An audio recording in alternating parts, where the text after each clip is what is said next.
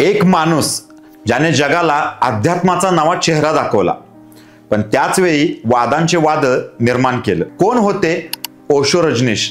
गुरु, तत्वज्ञ की एक धोकादायक व्यक्तिमत्व? त्यांचे शब्द लाखोंच्या मनाला भिडले, पण त्यांचे कृत्य जगभर चर्चेचा विषय ठरले।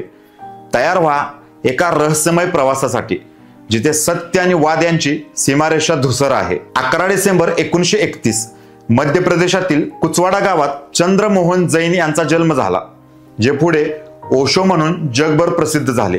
लहानपणापासूनच बंडखोर आणि विचारशील असलेले चंद्रमोहन प्रश्न विचारायला घाबरत नसत।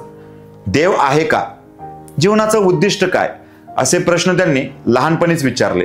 वयाच्या 21व्या वर्षी त्यांना आत्मज्ञानाची अनुभूती झाली, असा त्यांचा दावा होता। त्यातूनच त्यांनी अध्यात्माचा एक नवा मार्ग शोधला, जो पारंपरिक धर्मापासून वेगळा होता। त्यांनी सांगितलं, जीवन म्हणजे उत्सव आहे, त्याला नाकारू नका। पण हा संदेश त्यांना कुठे घेऊन गेला? चला पाहूया। 1970च्या दशकात ओशो यांनी पुण्यात आपला आश्रम स्थापन केला।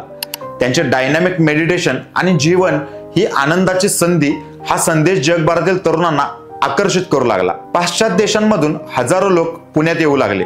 त्यांचे शिष्य, ज्यांना संन्यासी म्हटलं जायचं, नारंगी कपडे आणि माळा घालून ध्यानात रमगान होत।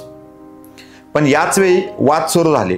ओशो यांनी लैंगिक स्वातंत्र्य, भौतिक सुख आणि अध्यात्म यांचं मिश्रण मांडलं, जे भारतीय संस्कृतीला धक्कादायक वाटलं।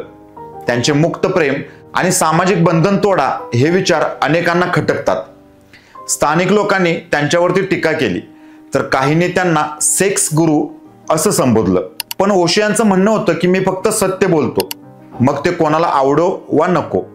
त्यांच्या आश्रमात रोल्स रॉयल्स गाड्या, भव्य जीवनशैली आणि पाश्चात्य शिष्यांचा मेळावा यामुळे वाद अजूनच वाढले। 1981 मध्ये ओशो अमेरिकेत गेले आणि ओरेगॉनमध्ये रजनीशपुरम नावाचा एक स्वप्नवत आश्रम उभा केला। 64,000 एकर जमिनीवर पसरलेले हे कम्युन म्हणजे एक स्वतंत्र शहरच होतं।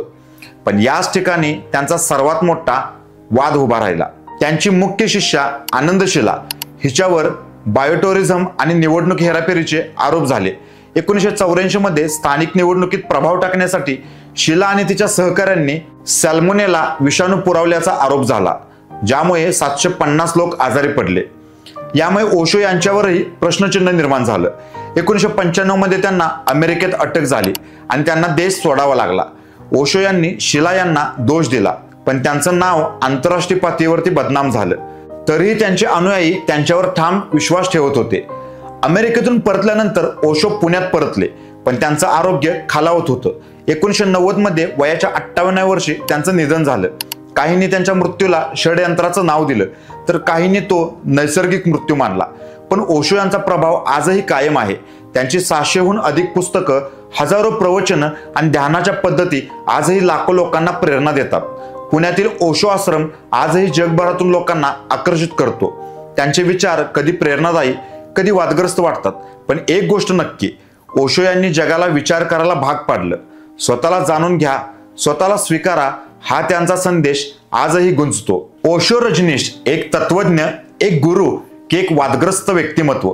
त्यांचा जीवन प्रवास म्हणजे एक रहस्यमय कोडा आहे, ज्याचं उत्तर प्रत्येकाच्या मनामध्ये वेगळं आहे। तुम्हाला काय वाटतं? ओशो खरंच जीवनाचा खरा अर्थ शिकवणारे गुरु होते, की त्यांच्या वादांनी त्यांचा वारसा डागळला? खाली कमेंट्समध्ये तुमचं मत नक्की सांगा। आणि जर तुम्हाला हा व्हिडिओ आवडला तर लाईक करा, शेअर करा आणि चॅनल सबस्क्राईब करायला विसरू नका। पुढच्या व्हिडिओमधून भेटू एका नवीन रहस्यमय प्रवासाला घेऊन।